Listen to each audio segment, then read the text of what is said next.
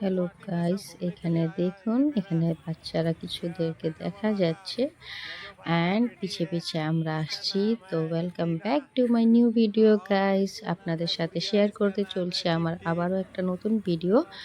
তো বেসিক্যালি এখানে দেখুন, আমি আমার আমার হাজব্যান্ড এবং আমার ব্রাদার ইন ল গিয়েছিল এবং সব বাচ্চারা চলে গিয়েছিল। আমরা গিয়েছিলাম গুয়াহাটি ট্যুরে ঘুরতে। অনেকবার গিয়েছি, বাট একদিনের জন্য সাডেন একটা প্ল্যানিং করে নিলাম, চলো সানডেতে কোথাও ঘুরতে যাব। সো আমরা কিন্তু চলে গিয়েছিলাম। ওই দিন ওইখানে প্রচুর ঠান্ডা ছিল ফ্রেন্ডস, মানে এত ঠান্ডা আপনারা দেখতেই পারছেন, কান মুখও বার করার সাধ্য নেই হাওয়া।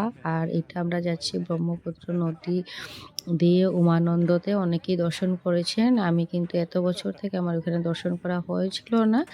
সো এবার ভেবেছিলাম যে আমরা গিয়ে দর্শন করব। প্রচুর ঠান্ডা হাওয়া ছিল ওই দিনকা, মানে রোদ্রই উঠেনি, ফগ ছিল। তো আমরা দেখুন এখানে গিয়ে স্টিমারে ওঠার জন্য আমরা যাচ্ছি। সো এখানে দেখুন স্টিমারের উপর থেকে দেখাচ্ছি আমরা ওই আইল্যান্ডের মতো যে জায়গা উমানন্দটা, ওইখানে কিন্তু অলমোস্ট পৌঁছে গেছিলাম। 5 মিনিটসের মতোই লাগে স্টিমার দিয়ে, তার থেকে বেশি লাগে না। তো এখানে দেখুন ভিতরে বসারও জায়গা ছিল, কিন্তু ম্যাক্সিমাম মানুষেরা বাইরেই বসে ভিউগুলো এনজয় করছিল। আর আমরা কিন্তু এখানে আইসক্রিমও খেয়েছিলাম। স্টিমারে একটা আইসক্রিমওয়ালাও ছিল, এই যে এখানে দেখা যাচ্ছে দেখুন তার স্টলটা। তো ঠান্ডাতে না আইসক্রিম খাওয়ার মজা একটা আলাদাই। আর কেউ মনে করবেন না ঠান্ডাতে আইসক্রিম খেলে খুব সর্দি কাশি হয়, বরঞ্চ আইসক্রিম কিন্তু আমাদের বডিকে গরম রাখতে অনেকটা হেল্প করে।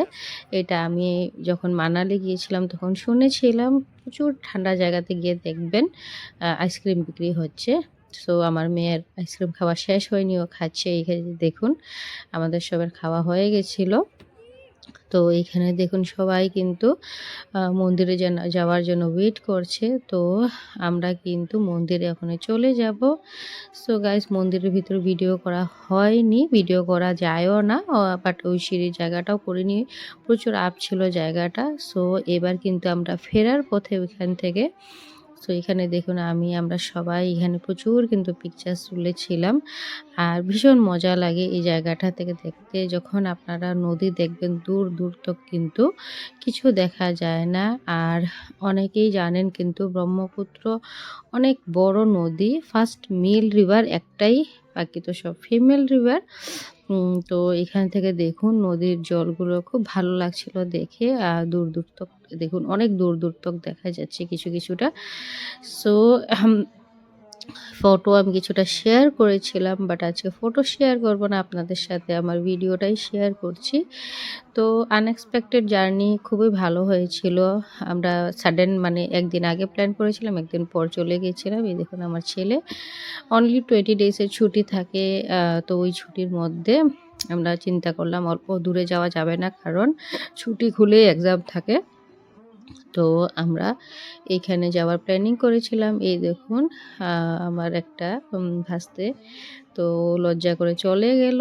সো ভিডিওটা বেশি একটা আমি লম্বা করছি না, শর্ট ভিডিও ক্লিপ নিয়েছিলাম, প্রচুর জায়গাতে ঘুরেছিলাম। ওইখানে একটা ব্রহ্মপুত্র পার্কও খুলেছিল, অনেকেই হয়তো শুনেছেন।